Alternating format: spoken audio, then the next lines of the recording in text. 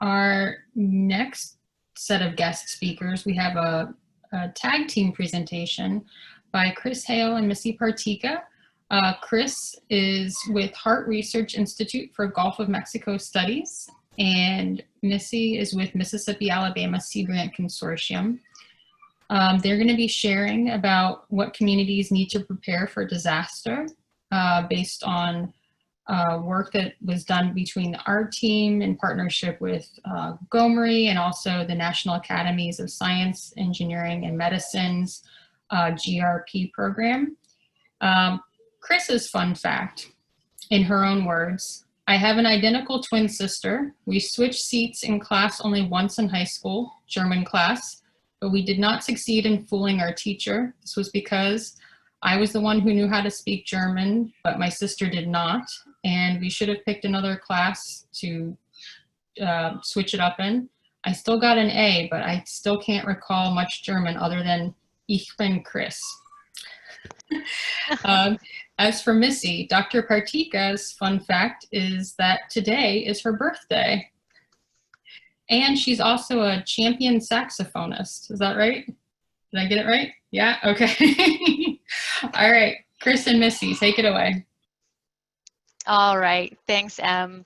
And thank you, Vanessa, for setting us up so nicely to get into the human dimension side of things today. I just want to thank everyone for hanging in there. I know it's a long webinar, but we've got a lot of great information to share.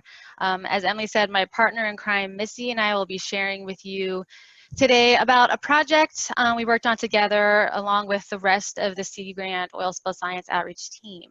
And we think the results of this project not only helps shine a light on the specific needs of communities in the beautiful state of Louisiana, but also in other communities across the United States. But the results also help underscore the interdependence of healthy ecosystems and healthy people and healthy communities, which is our theme today. And I also want to take a minute, of course, to give a shout out to the National Academy's Gulf Research Program that funded this project, along with the Gulf of Mexico Research Initiative and various Sea Grant programs. But I especially wanted to thank the hundreds of participants that participated. They shared their time and their thoughts with us throughout this project, so thank you to them. Let's see if I can go onto my slide here. So I have to click, there we go, all right. All right, so starting in the spring of 2018, the members of the Sea Grant team pulled together a steering committee to design and carry out a workshop series. And as you can see in the center of the screen here, the overarching theme was regional priority setting for health, social and economic disruption for spills. And so we were designing a workshop series that looked at this theme, and we were doing this in several regions across the states. And these workshops brought together the communities in order to identify those priorities for improving preparedness for oil spills, but really specifically within the context of human health. And I'm going to be sharing about the Western Gulf Regional Workshop that's circled there in yellow. And Missy is then going to take over a little bit later and share with you some details about those other regional workshops. All of the results from those workshops are available for download that you can see there on the bottom of the screen, the Gulf Sea Grants website. I also just want to take a moment to let you know that the locations for these workshops were discussed at length with our steering committees and workshop planning committees and our Sea Grant partners in each of those regions. Those regions were selected because these are areas where oil spills have happened historically, whether they're large, huge spills or smaller continual spills. And these are regions where more spills are likely to happen now into the future. And then the actual workshop location, they were selected because we felt that those towns, those locations were a little bit easier for some of our other folks from far away could get to. And also we were looking for both a regional and a local perspective. So we wanted other folks to come into these locations, share what they had to share from their respective communities, but also shine a light on some of those very localized experiences as well. So what was it that we actually wanted to get out of these workshops? Well, in general, at the end of the day, we wanted to deliver a set of recommended priorities to the National Academy's Gulf Research Program, as well as other funding institutions that were looking to support communities in a meaningful and impactful way. But that's a pretty broad target. So with our steering committee's help, we narrowed it down to these outcomes. So we wanted our participants in each of the workshops to suggest protocols to include in existing response and regulatory frameworks. So there's already response plans that are in place. There's already regulations in place. We weren't asking folks to reinvent the wheel or to change law. We want their ideas about the protocols that do exist based on their own experience. We also wanted their project ideas, knowing that there's a lot of funding coming down the road for oil spill preparedness and disaster preparedness in general.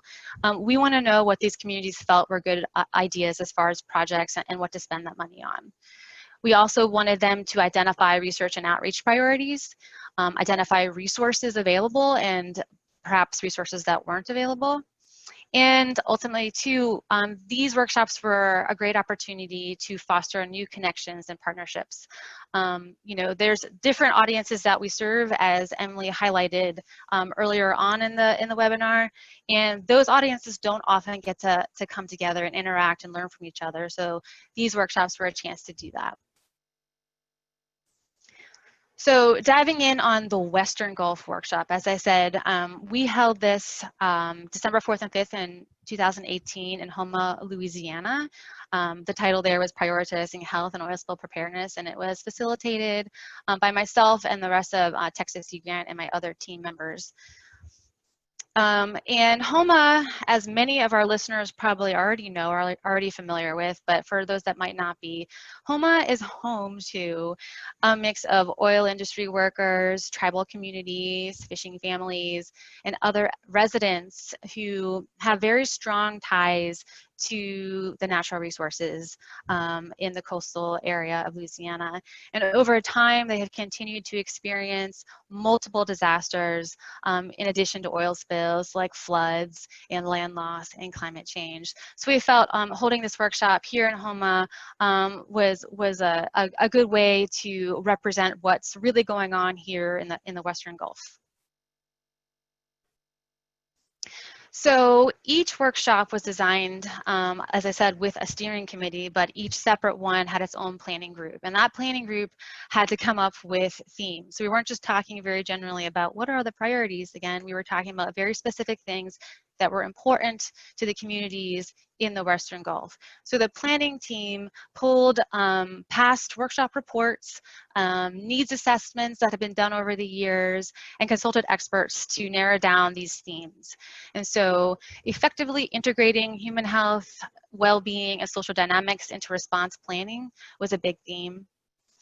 Building economic resilience to future events and creating a transparent compensation process. Creating a network for effective risk communication, and developing disaster recovery programs based on audience needs. So those are the 4 theme areas. Each of those themes then set us up for breakout group discussions. And so the format of these workshops was we invited experts to address those theme areas. So we had emergency responders from NOAA or U.S. Coast Guard and other experts, just like Vanessa and she and Melissa Finnegan. They addressed some of the research in human health and dimensions and disaster resilience and risk communication, et cetera. So we had a bunch of presentations and listening time, and then we broke out into smaller groups and we discussed these 4 questions that you see on the left side of the screen. Again, that was our way of funneling the conversation towards those outcomes that we were trying to get. And so you can see in the picture there, Missy is scribbling all of her notes from all of the great feedback that she's collecting from that particular group. So I'm going to share just a sampling of the results from those breakout discussion sessions. We have a lot of great feedback to share, but not enough time today to go through all of them. Just keep in mind that These tables that you see are summary tables, and only just a few summary tables at that. So if you want to see more detailed responses from our workshop participants, please do go to that workshop report, especially in the appendix. That's where the raw data is kept. And so we were tasked after the workshop to kind of filter out the main categories of what people were talking about. And that's what these tables are. Really, you have number of responses. So you can see here for the protocols discussion as it pertains to human health, community well-being, and social dynamics, and how it's integrated into response planning, communications is a very hot topic. In fact, communications across the board is a hot topic for improvements. And then you've got response, information access, education, training, and planning, and research baselines and monitoring. So again, those are just the key sort of ideas or categories that we pulled from the conversations. But to give you a taste of some of the ideas here in this sort of conversation bubble, I pulled out some examples. So when a call is received, and they're talking about hotlines that are set up during an oil spill response. When a call is received, the responder asks lots of questions to assess the situation in order to understand the magnitude of response that will be needed. Maybe responders can change the line of questions to have a human health slant to inform the response. For example, they could ask the caller, "How are you being impacted?" versus only asking the caller, "How many gallons of oil are spilled?" You know, so that might seem like a very simple sort of idea, just change up the questions. But in the response world, there are very thorough and comprehensive response plans that are made way ahead of any incident. And once they're approved by all the appropriate agencies, there's then training that has to happen, and spill drills and scenario planning. There's a lot that goes on to what happens during a response. And so this is an example of how a protocol could possibly be changed based on this one workshop participant's perspective. So another example here for ideas for pilot projects, specifically for building economic resilience.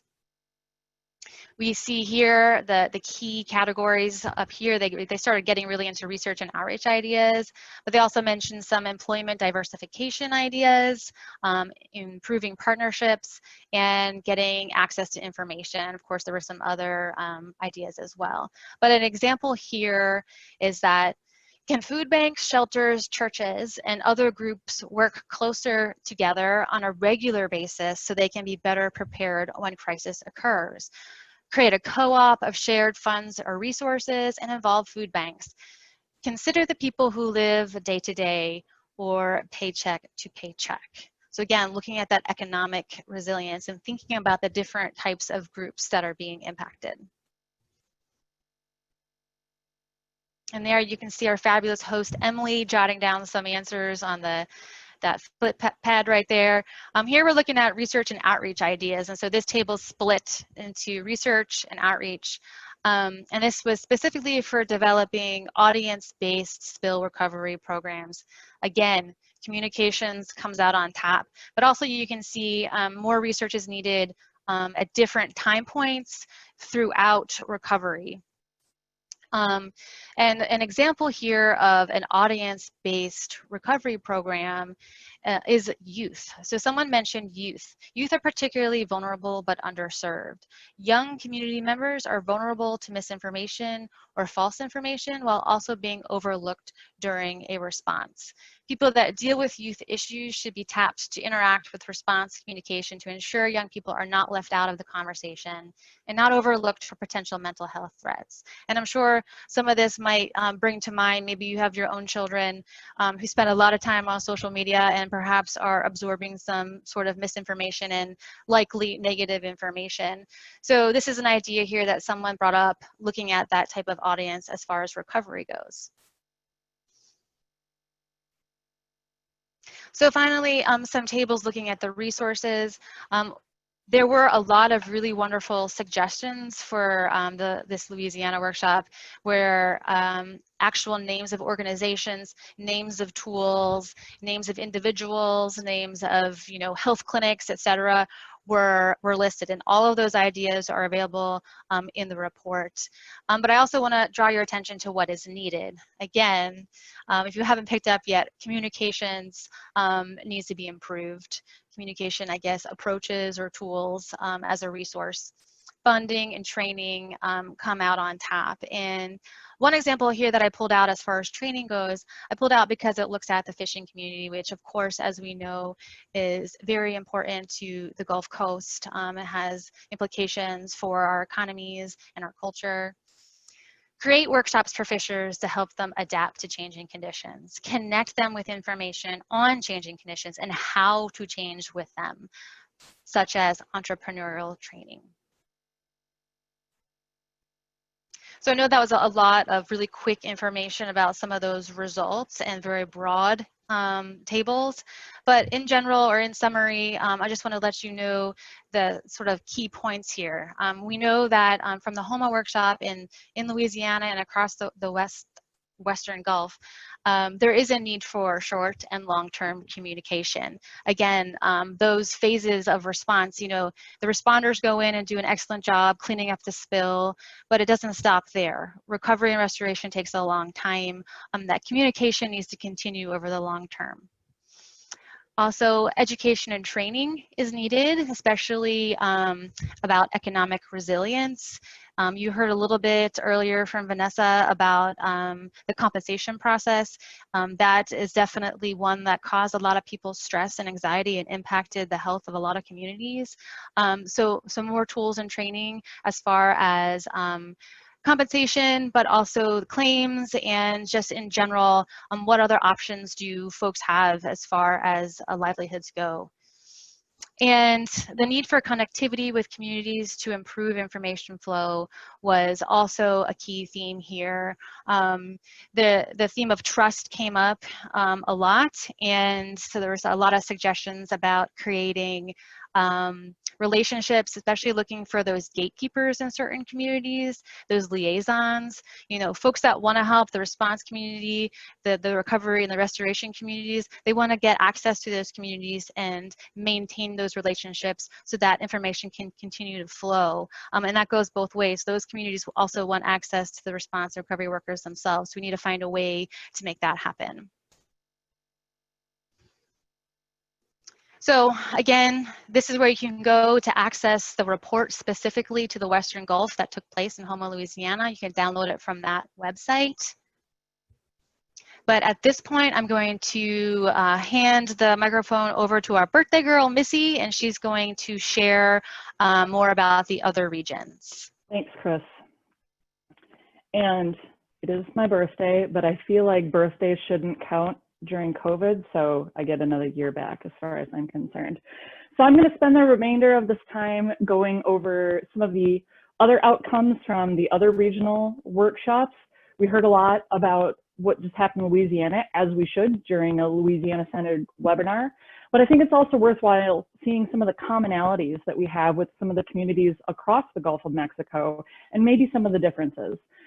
Seeing some of those differences helps us kind of further highlight why there was a need for these regionally specific approaches to begin with, but I think you're going to see a lot of things in common.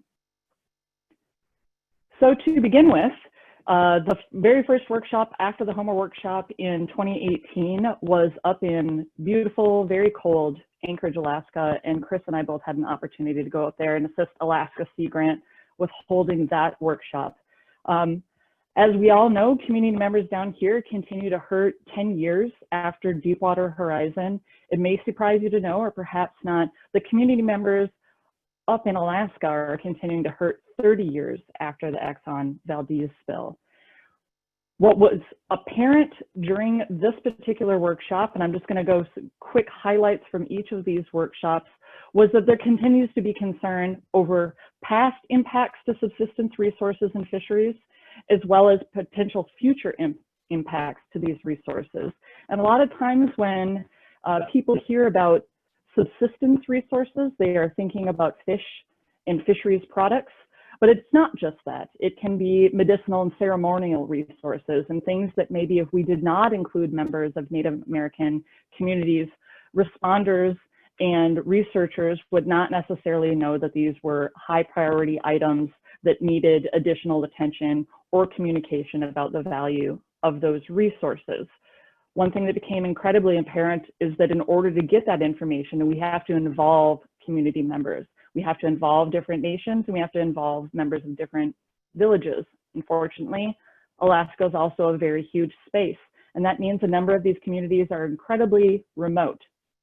For example, as an anecdote, we had some community members that were involved in the Alaska workshop that were stranded for a number of days because a storm had come in, and the limited amount that they have to be able to travel back and forth is by small plane, and they could not leave to go home.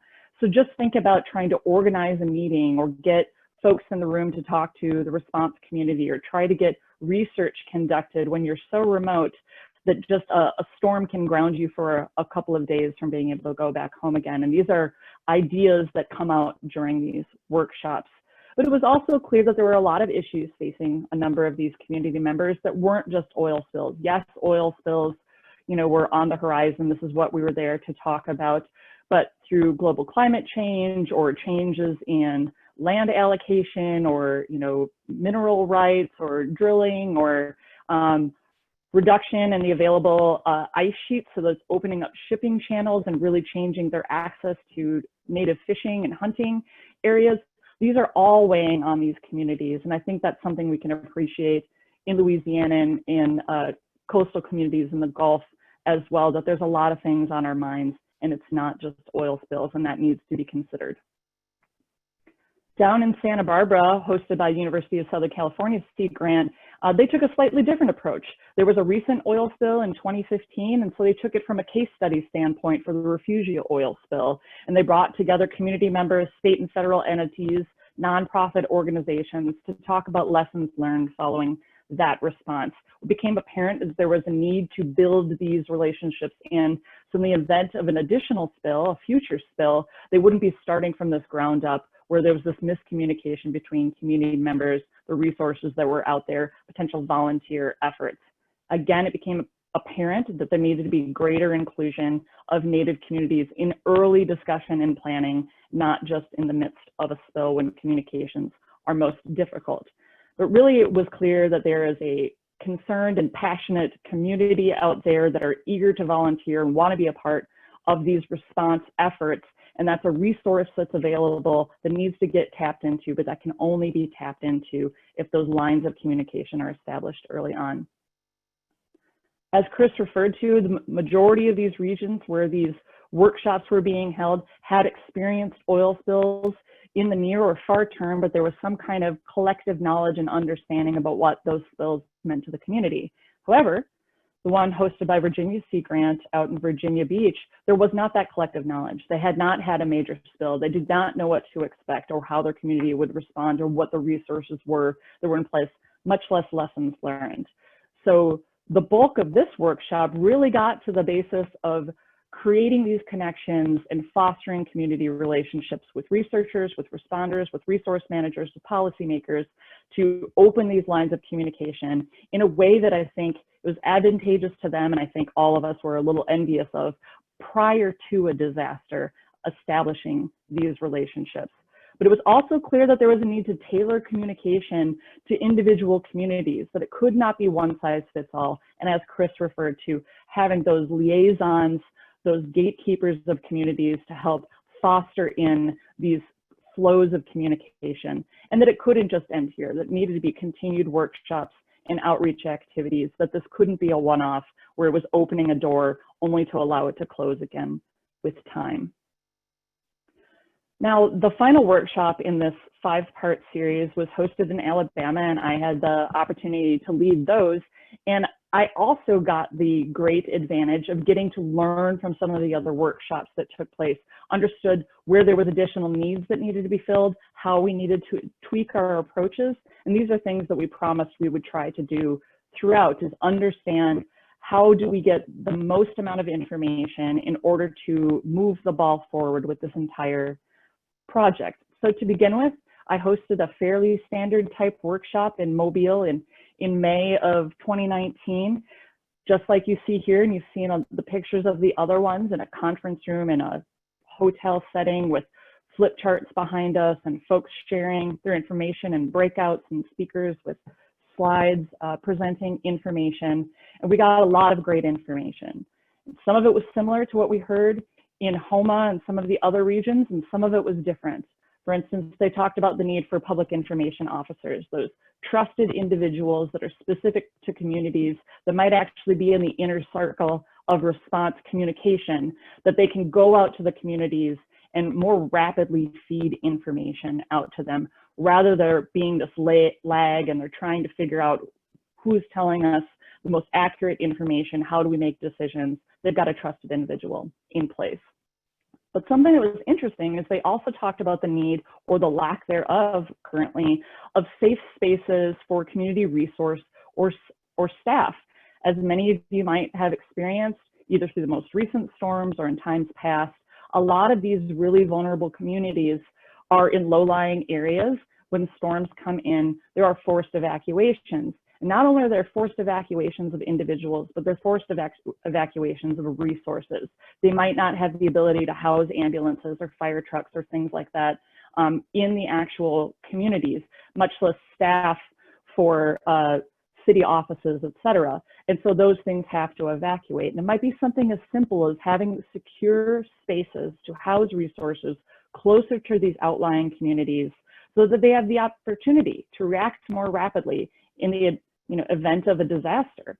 And sometimes it's, it seems like a simple suggestion, but that can make the difference to a community and their ability to respond and be resilient to a disaster. But something else that also came up in Houma, was to talk about young people. And while they talked about really making sure that they're changing their engagement strategy or the way that they're communicating with youth in the Houma workshop, they talked about tapping into early childhood development and education in the Mobile workshop. And I think, as Chris was saying, kids come home, especially younger kids, they've learned something new at school, they're sitting around the table, and they want to tell their parents, they want to tell their auntie and uncle, they want to tell their grandma and grandpa, they want to tell their older siblings about what they learned that day. And if we have the opportunity to tap into those early educational experiences and talk to them about disaster preparedness and what it means to be resilient, and what are other opportunities are out there to start these conversations early on and start them around the dinner table, there might be some benefit towards resilience down the road. Well, as I said, we listened. We heard that we needed to shift things a little bit. Something that became apparent through some of the other workshops is there were sectors of the communities that we were missing out on. And those were members of communities that couldn't afford to just take off during the day and go to a conference at a hotel and sit around and fill out flip charts and do breakout sessions. We were missing some of those community members that were likely to be the most impacted and the most often overlooked or unheard during these events. And so we decided to host an evening event down in Bayou La Batterie at a community center, someplace that was familiar to community members, someplace that they felt safe engaging and meeting their neighbors. We brought in a ton of food. We allowed them to bring their children, artfully covered up with little emojis right here. We didn't put any confines or constrictions on where the communication or flow of or information would go. We allowed them to vent grievances. We allowed them to ask questions.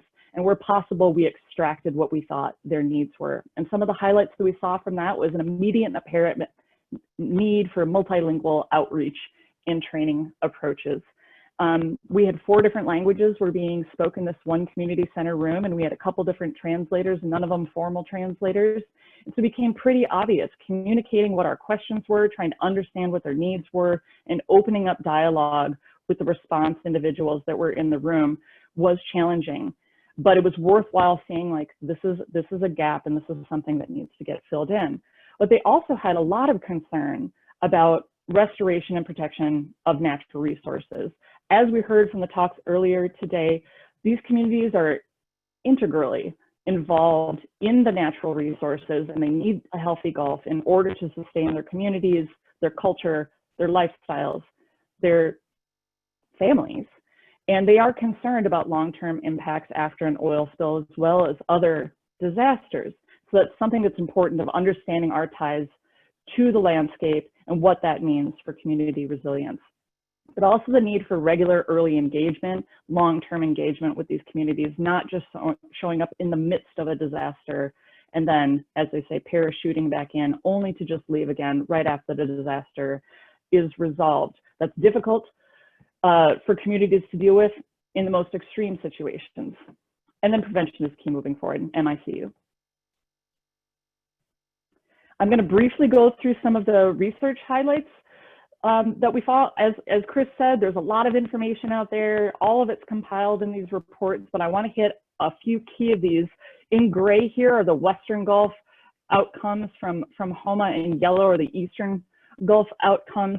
So looking at outreach and research needs, we saw 5 key priorities. The first and foremost was incorporating human health and well-being. That was the largest response, followed by involving local communities, improving communication, which is not surprising, improving and expanding education and training, and then finally building sustaining trust. That's something we've talked about multiple times during this.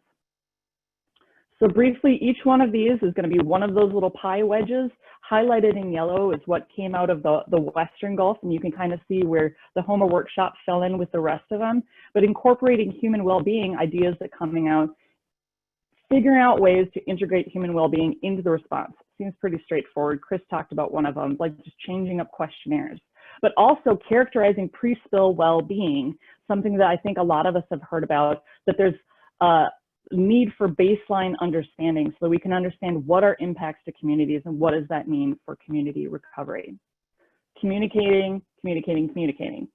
Chris talked about it. It's a major priority for all of the regions.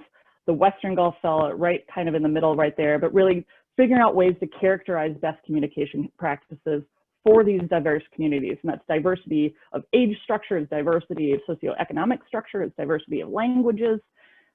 There's a lot of different ways to engage with communities, and we need to figure out the best ways to do that. Involving local communities is a great way to figure out how to communicate with them. If you start talking to them early and often, they're going to tell you what they need, and that's something that became apparent during these workshops. Whether it's focused groups or dedicated engagement, they're going to tell us what they need if you listen. Improving and increasing education and training, obviously. Chris talked about diversification of the workforce, but really creating additional educational programs to increase awareness of not just the national response plan, but also local and regional response plans. And then creating training programs for responders so that they understand locally relevant information and who the people are that they need to talk to and what are those resources that need to be protected.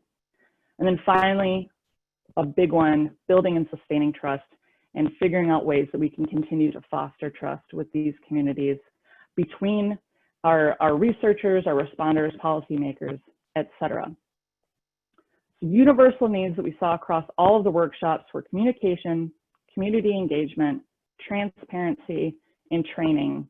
And based on this word cloud here, a lot of people care a lot about prevention. We've got the question and answer session next, but I can say that in conclusion, we think it's evidence from all of this that environmental disasters from a decade ago are still impacting communities today. And we know that Louisiana folks are resilient to and familiar with multiple disasters, but that doesn't mean that things don't need to change. We can improve our communication in the way that we engage with communities and the way that we translate science back to them again. We hope that these workshops and the reports that, again, you can find on our website really make this apparent and clear and are a starting point to help move this ball forward again. So we thank you to all the participants in the workshops. We thank you guys for joining us today. And I think now we'll take any questions. Okay, great. Yeah, I'm going to ask thank you very much, Chris and Missy, also for sharing that important work that you all led on behalf of our team.